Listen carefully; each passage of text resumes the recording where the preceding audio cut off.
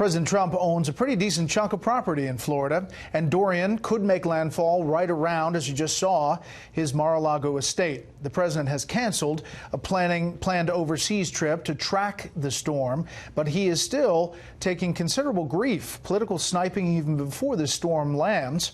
Chief White House correspondent John Roberts has that part of the story tonight.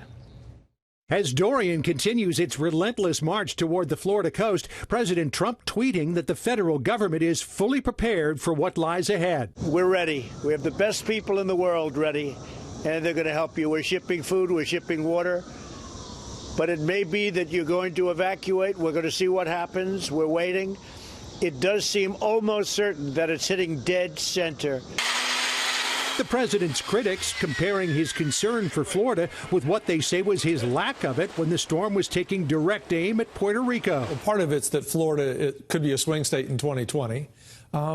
And part of it is Florida is not an island full of people of color. 3 days ago, President Trump appeared annoyed that Dorian was eyeballing Puerto Rico, tweeting, "Wow, yet another big storm heading to Puerto Rico. Will it ever end?" Following that up with, Puerto Rico was one of the most corrupt places on earth.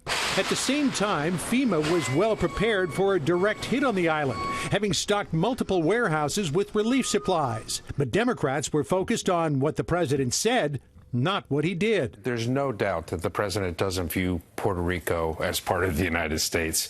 He doesn't view people who didn't vote for him as important, and he doesn't view people who aren't white as important as everyone else. Democrats also criticized the president for giving the green light to diverting funds from one of FEMA's disaster relief accounts to address the crisis on the border. FEMA insists it still has plenty of money to address storms and has already mobilized an aggressive response to Dorian. But Florida's Democratic Agriculture Commissioner, Nikki Fried, was incensed in a statement saying the president must be out of his mind if he thinks it's a good idea to shift funds out of FEMA for immigrant detention at the border while a potential Category 3 hurricane bears down on the United States. Florida is a critical state in President Trump's re-election bid, to be sure. He also owns a lot of property there. But some of the attacks against him appeared way out of bounds. Canada's former Prime Minister, Kim Campbell, who held office for 4 months, tweeting, "I'm rooting for a direct hit on Mar-a-Lago." After she was pummeled online for that tweet, Campbell came back to say, "I have deleted my tweet about the hurricane in Mar-a-Lago and sincerely apologized to all it offended. It was intended as sarcasm, not a serious wish of harm."